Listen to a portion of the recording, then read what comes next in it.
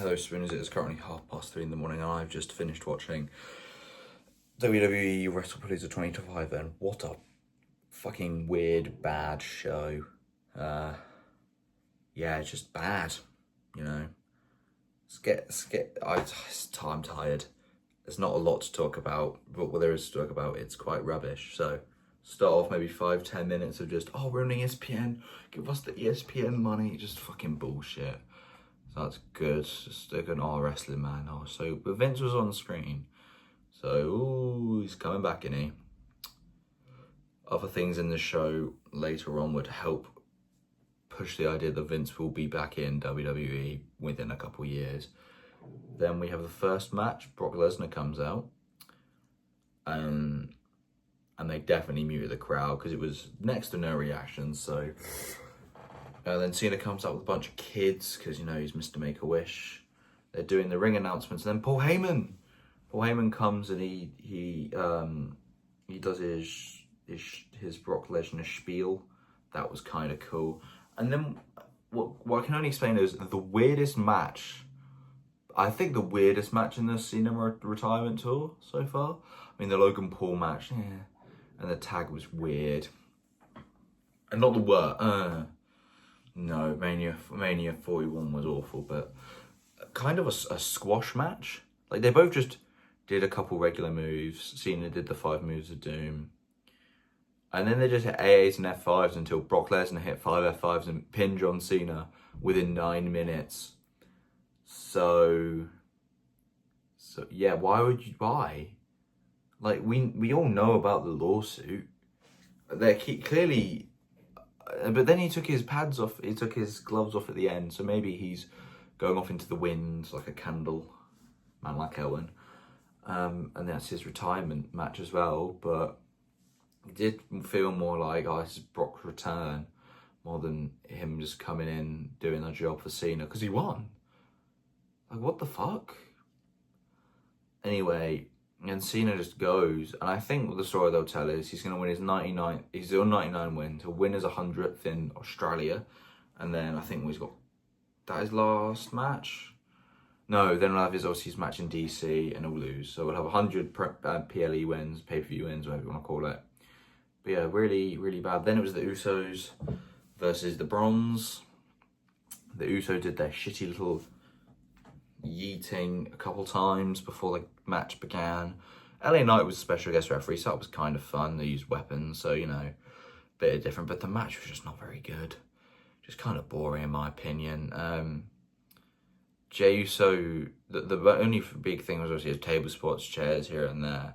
LA Knight didn't get too involved, really. No, he didn't hit any moves. He had no moves really hit on him. The only thing I can really report is Jey Uso hit Braun with a chair, breaker that is, so hard that it bounced back and he hit himself open very hard way. And then the Vision one, yeah, because he speared Jimmy for a table, then Tsunami eject, and that's that match. Then we got the only good match of the card. I knew it was going to be the best match, but I don't think it'd be the only good one, of Stephanie Vaquer versus Io Sky. Very good match, technical masterpiece, you know, just...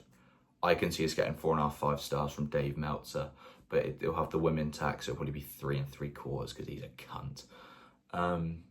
But yeah, it was a good match. Stephanie Vaquer won. I think everyone wanted that, really, because it's time to put the rocket on her.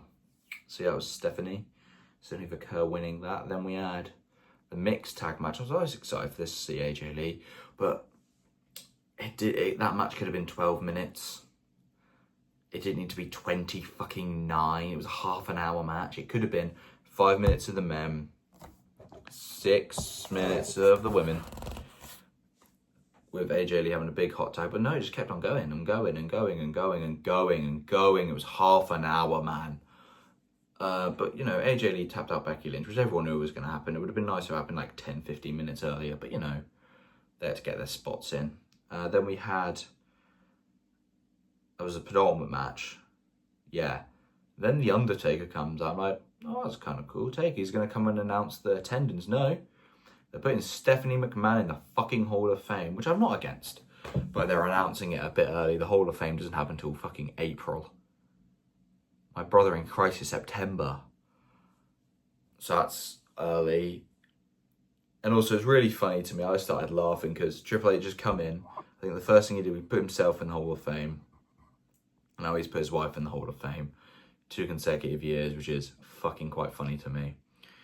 But, you know, that's good. Don't need Cena. Put Steph in, that'll work. And then we had the main event, which I was excited for. Cody Rhodes, Drew McIntyre. I thought, oh, they're going to finally crown Drew. And match starts, you know, all good normal entrances. A lot of ad breaks, fucking buy this, buy that. Because the ESPN shit, we had the fucking, we wait 3 minutes and just generic WWE video. Like, them going like, woo, I'm doing my poses, buy my t-shirt, blah, which was wank. But then match starts, and Cody's clearly quite off. I don't really know why. Maybe he hit his head early and was a bit dazed. But, you know, he's getting back into it. They're saying ring rust, but he was only away 4 or 5 weeks, so, like, probably not. And then Drew goes to do the spot where he kicks Cody through the announce table. He doesn't kick Cody through, but he puts his legs through, and I think he's injured himself. Because then after that, they go pretty much straight to the fucking finish. And then, yeah, the match ends in less than 9 minutes. No, less than 15 minutes. Like, what? And then the show just ends.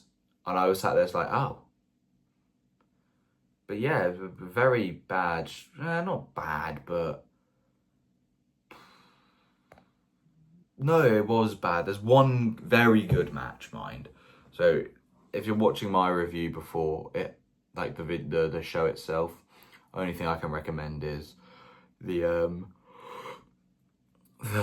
Stephanie Sky match. But besides that, yeah, it was a bit one great match, one good match, which was twice the length it needed to be, in 3 fucking stinkers, to be fair. But yeah, it's my spoon on Wrestlepalooza 2025. Thank you for watching. This has gone out at 4 AM, and I'm going to bed. Thanks for watching. I've been Keith Spoon, you've been the lovely Spoon Nation. What did you think of Wrestlepalooza? Leave your comments down below. I'm nearly up to date with all my comments. There's one just gone out as I've recorded this.